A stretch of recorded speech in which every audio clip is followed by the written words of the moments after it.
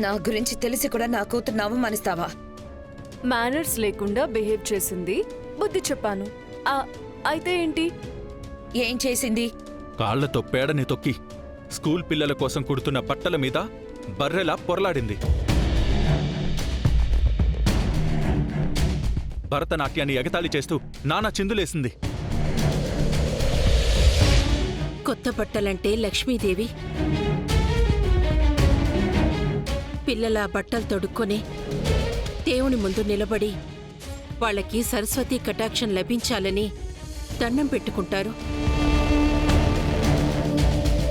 అంత పవిత్రమైన బట్టల్ని పేడతో పాడు చేయటం పద్ధతి కాదు. అయితే మాత్రం అదే బట్టలో చుట్టి తీసుకొచ్చి ఇక్కడ దొర్లిస్తారా? ఊరి మధ్యలో దొర్లించలేదు, సంతోషించు.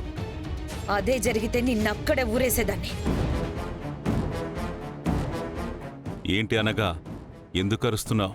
ఇంట్లో ఇంత చిన్న పని కూడా చేయనివ్వని నా కూతుర్ని అలాంటి దాన్ని తీసుకొచ్చి నా కూతురుతో రాత్రంతా పని చేయించి దాన్ని వీడియో షూట్ చేసి సోషల్ మీడియాలో పోస్ట్ చేసింది. తనకి సోషల్ మీడియాలో ఫాలోవర్స్ ఎక్కువ ఉన్నారు కదా, ఫ్యాన్స్ అందరికీ తను చేసిన ఘనకార్యం తెలియాలి కదా. ముందు దాన్ని రిమూవ్ చేసేయ్.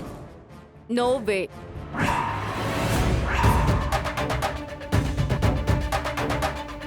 అందరూ తనని చూసి వాళ్ళ ఇంట్లో పని మనిషిగా ఎప్పుడు చేరావని అడుగుతున్నారు. ఆ వీడియో కింద ఎన్ని బ్యాడ్ కామెంట్స్ వస్తున్నాయో చూసావా? వస్తాయి, అందుకే కదా పోస్ట్ చేశాను. ఎంత పొగరే నీకు! అనగా పిల్లలతో మాట్లాడేటప్పుడు పెద్దరికాన్ని మర్చిపోకూడదు. అందరి మీద నోరు పారేసుకుంటూ నీ విలువ నువ్వు తగ్గించుకోకు. నా కూతురు చిన్నపిల్ల. తెలుసో తెలియకో చిన్న తప్పు చేసినప్పుడు నాతో మాట్లాడితే మీకు నష్టపరిహారం చేసేదాన్ని కదా. అసలు మీకెంత లాస్ వచ్చింది? 10,000, 15,000, 20,000, 1,00,000, 2,00,000, 10,00,000 చెప్తే పారేసేదాన్ని కదా.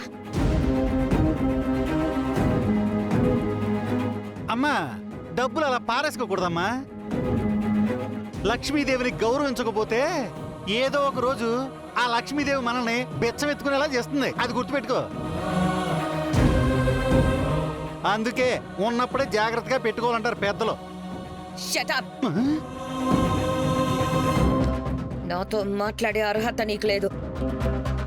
అబ్బో, పెద్ద దిగొచ్చింది.